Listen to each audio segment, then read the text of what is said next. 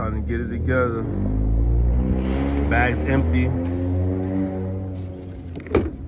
Full to the rim. We got to cut that and break that and get in there. Look how big that came out of there. It's an easy 60 pounds. How we're gonna see about replacing this and making our own new locks. I'm gonna bleach that down.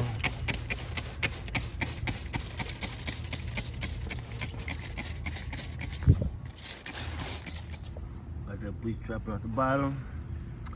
Time to go ahead and load this up in the slot. Got the lock out. I'm gonna drill some screws in the back. New bag in, bleach down. Stations in. New screw. And we're done.